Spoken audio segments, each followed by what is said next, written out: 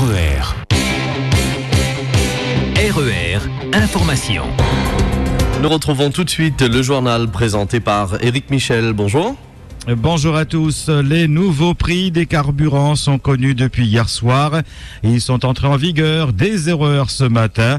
Si vous passez à la pompe, le prix du super, le litre, vous coûte 1,67 €, soit une augmentation de 6 centimes. Le litre du gazole, 1,29 €, soit une hausse de 3 centimes.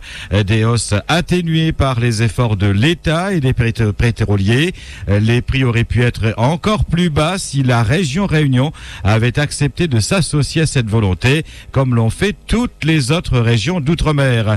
Mais Didier Robert a opté pour une posture politicienne, refuser toute proposition du gouvernement socialiste. Ce qu'il a pu faire entre les mois de mars à juin dernier, sous l'ère Sarkozy, en période électorale des présidentielles et des législatives, il ne veut plus le faire aujourd'hui. Comme une sorte de punition pour les Réunionnais qui auraient mal voté selon lui. Didier Robert avait d'ailleurs adopté cette même attitude lors de la crise des emplois verts. Il a voulu faire croire que le gouvernement avait baissé le nombre de ses contrats pour la Réunion, alors qu'il avait fait une surconsommation avant les élections et avait quasiment épuisé son quota pour le second semestre en à peine un mois après les élections, en accordant les contrats à de nouvelles associations, oubliant celles pour lesquelles il avait signé en début d'année.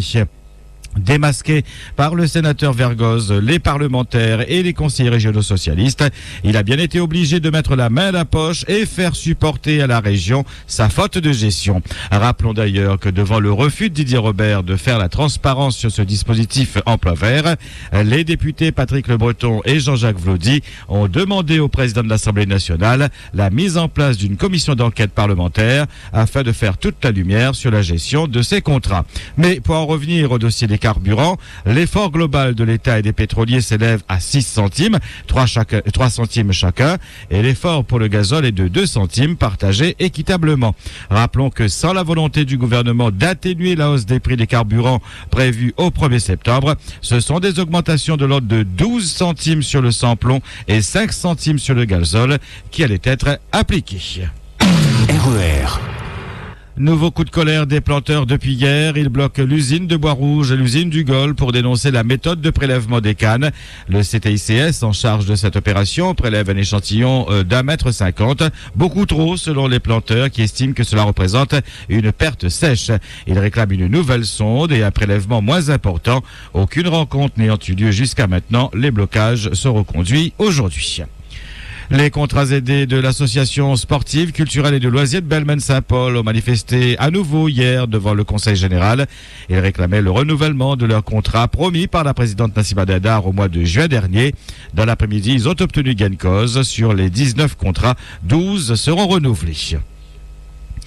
Le tribunal administratif a annulé les élections universitaires qui ont vu la victoire de Mohamed Rojdi sur Philippe Jean-Pierre en juin dernier. Les juges ont suivi les conclusions du rapporteur public qui avait notamment pointé du doigt l'absence d'affichage des listes électorales. Dans un communiqué, le recteur prend acte de cette décision. Il procédera dans quelques jours à la désignation d'un administrateur provisoire qui aura à charge notamment l'organisation de nouvelles élections. L'UNEF, de son côté, comprend cette décision mais déplore les conséquences d'un tel jugement, surtout en cette période de rentrée où de nombreux sujets et thématiques attendaient l'arbitrage de la direction de l'établissement. RER. Depuis hier, comparé devant les assises Jean-Félix Kibio, 28 ans, pour le meurtre de Patrick Palmon, âgé de 28 ans également, dans un bar karaoké au port. À la suite d'une altercation, Jean-Félix a abattu de 2 tirs de gomme-cogne la victime en 2010. Grosse frayeur hier du côté de Champfleury. Une grand-mère âgée de 56 ans et une petite fille de 17 mois installée dans sa poussette ont été fauchées par une voiture alors qu'elle traversait la route sur un passage protégé. Le bébé a été blessé au niveau de la hanche, mais son pronostic vital n'est pas engagé. La grand-mère, elle, a été projetée sous le choc et souffre de plusieurs hématomes. Les 2 victimes ont été transportées à l'hôpital de Belle-Pierre. Malaise mortel devant une boutique à la Maravieille Place dans le siècle de Salazie. Quand les pompiers sont arrivés sur place, ils ont découvert un homme en arrêt cardio-ventilatoire et un second inconscient. Le premier n'a pas pu être ranimé et est décédé. Le second a été transféré à l'hôpital. Un cet mariage de 44 ans s'est donné la mort vendredi soir à Nîmes, en métropole. Thierry s'est enfermé dans sa voiture au bas de son immeuble et l'a incendié. À l'arrivée des pompiers, il n'y avait plus rien à faire. Ses proches ne s'expliquent pas ce geste. Le parquet de Nîmes a décidé d'ouvrir une enquête. Hier 10 septembre, c'était la journée mondiale de prévention du suicide, un acte extrême qui reste un fléau dans le monde, 1 million de cas par an, ce qui représente un suicide toutes les 40 secondes et une tentative toutes les 3 secondes.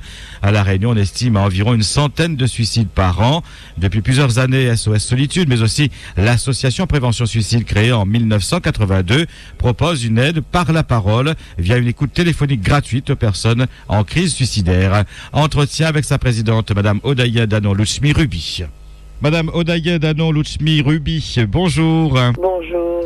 Tout d'abord, quel est le constat que vous faites à La Réunion des tentatives et des suicides réussis? Alors écoutez, le constat est quand même assez alarmant puisque nous avons à peu près un suicide tous les 3 jours à La Réunion. Nous avons entre 8 et 10 tentatives de suicide par jour à La Réunion. Ce sont des chiffres inquiétants, très inquiétants pour une population comme la Réunion, oui. Selon vous, qu'est-ce qui pousse ces personnes à commettre l'irréparable? C'est vrai que c'est difficile à toujours expliquer le geste, mais en même temps, vous savez, par rapport à notre expérience associative, nous pouvons dire, nous, que c'est souvent une violence subie ou une violence vécue qui, après, ne peut pas être exprimée et ne peut pas, être dite. Et c'est souvent cette violence-là qui est retournée de nouveau contre soi. Qu'est-ce qu'on veut dire par là? C'est que cette violence vécue, ça peut être de la maltraitance physique, la maltraitance psychique, notamment la maltraitance sexuelle aussi, toutes ces violences, si vous voulez, qu'on peut vivre. Toutes ces maltraitances-là font qu'à un moment donné, la personne ne peut plus les supporter. Voilà. Et donc, à un moment donné, il y a des éléments déclencheurs et des phénomènes déclencheurs qui font que, la personne pense qu'il n'y a plus rien à faire que de se suicider. En même temps, Madame Odaïa, quand on constate les problèmes économiques de vie, est-ce que ça ne contribue pas non plus à un certain mal-être et des personnes qui se sentent totalement mis au bord du chemin? Ah, ça c'est sûr. C'est sûr que la situation actuelle ne favorise rien, surtout ces dernières années. Je vois depuis la crise de 2008, depuis ces dernières années-là, la situation n'étant pas rose, c'est sûr que c'est difficile pour les gens d'être bien, aussi bien dans la famille, aussi bien au niveau de la société et aussi bien sûr au niveau économique. Alors c'est sûr que tout ça font que ça développe davantage le mal-être puisque on ne se retrouve pas. Et si en plus, si vous voulez, on subit des violences, ça n'arrange rien du tout. Est-ce qu'il y a des attitudes qui doivent nous alerter en tant que proches? Oui, en tout cas les études ont montré qu'il y avait des signes précurseurs, c'est-à-dire que souvent les gens parlent et ils disent voilà, je vais en finir avec ma vie, ou les gens montrent des comportements ou des attitudes, ils ne mangent plus, ils ne dorment plus, vous voyez, où il y a des fugues, ce sont des indicateurs, ce sont des appels au secours, on doit être vigilant par rapport à ça et se demander pourquoi la personne est dans cet état-là. Alors évidemment, c'est pas à chaque fois qu'on dit j'en ai marre que je vais me suicider, c'est pas ça du tout, mais si c'est une personne qui a subi une violence, si c'est une personne qui est fragile, si c'est une personne qui ne va pas bien, je pense que les proches doivent faire davantage attention et ces signes précurseurs, c'est pas tout à fait anodin, quoi. Et il faut pas les banaliser non plus et je pense qu'il faut faire attention. Est-ce qu'il y a une catégorie qui est la plus touchée? Écoutez, je dirais qu'aujourd'hui, il y a tout le monde qui est concerné, hein. Ça part de jeunes de 12 ans jusqu'à une personne âgée de 70, 75 ans. Donc on a vraiment toutes les catégories de personnes, toutes catégories sociales confondues, hein. On a des gens qui appellent avec un très bon niveau intellectuel, qui travaillent. L'autre fois, je me souviens, j'ai eu quand même un chef d'entreprise qui a appelé. Alors on peut aussi trouver quelqu'un qui est au chômage. Donc il y a vraiment de tout, hein, hommes et femmes. Hier, vous avez déposé une motion à la sous-préfecture de Saint-Pierre pour demander des solutions. Quelles solutions peut-on avoir? Alors c'est sûr qu'il faudrait mettre beaucoup de moyens en place pour prévenir le suicide. Mais vous savez, la deuxième mode opératoire qu'utilisent effectivement les personnes, c'est les précipitations par pont, notamment le pont même de la rivière de l'Est. Hein. Et donc nous avons demandé à ce qu'on mette des filets anti-suicide, des barrières anti-suicide sur les ponts, des filets de protection. Ensuite d'ajouter à cela une surveillance sans doute vidéo qui serait possible et peut-être ajouter à cela une ligne téléphonique comme un téléphone sur les ponts, vous savez, les headlines qu'on met dans les pays anglo-saxons.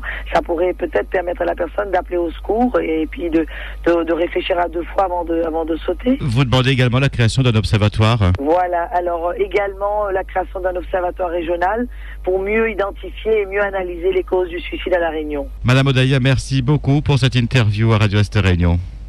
Demain soir, l'association Prévention Suicide organise une soirée débat pour tout public à la capitainerie de Saint-Pierre, en face du port de Saint-Pierre, de 17h à 19h, avec différents intervenants. L'APS dispose aussi d'un numéro vert, le 0800 62 01 62, ouvert 24 heures sur 24 et 7 jours sur 7. Votre question d'actualité, avez-vous un jour pensé au suicide? Connaissez-vous des personnes qui ont tenté de mettre fin à leur jour? L'évolution de notre société est-elle responsable de l'augmentation des suicides? Mettre des filets sur les ponts, est-ce une solution? Vos réponses sur le www.rea.re. Vos réactions et témoignages en direct à 9h, 11h, 17h sur le 47 33 33 et le 47 34 34. RER.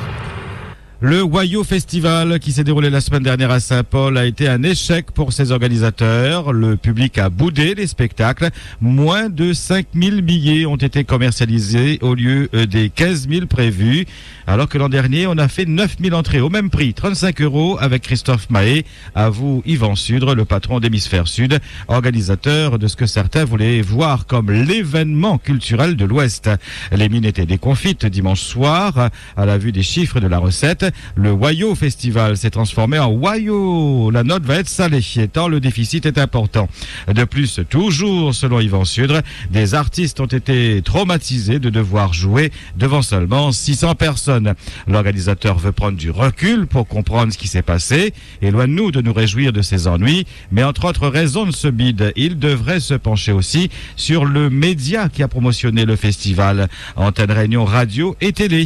Et si ce n'était pas le bon média? Le bilan fait en tout cas ressortir que malgré un matraquage, la télé et la radio en question n'ont pas réussi à tirer la grande foule. À la place du patron de ces médias aussi, il devrait s'interroger sur la réelle portée de sa télé et de sa radio. Et ce n'est pas en titrant tous les jours que le succès est au rendez-vous pour ce festival que c'est vrai. À toujours vouloir copier, récupérer ce qui marche ailleurs, on finit par se casser les dents. C'est connu, l'opinion préfère l'original. Avis aux autres organisateurs de manifestations dans l'île. Et comme me le dit souvent quelqu'un que je connais bien, un bon produit est un produit vendu. RER. Un mot de football pour vous parler de ce deuxième match pour les Bleus, comptant pour les qualifications du Mondial 2014. Vendredi dernier, l'équipe de France avait battu la Finlande 1-0 et ce soir, elle affronte la Biélorussie. RER. 8h13 sur RER, c'est la fin de cette édition de ce 5-8. Merci de votre fidélité. Bonne journée. RER. La radio qui vous transporte sur toute l'île.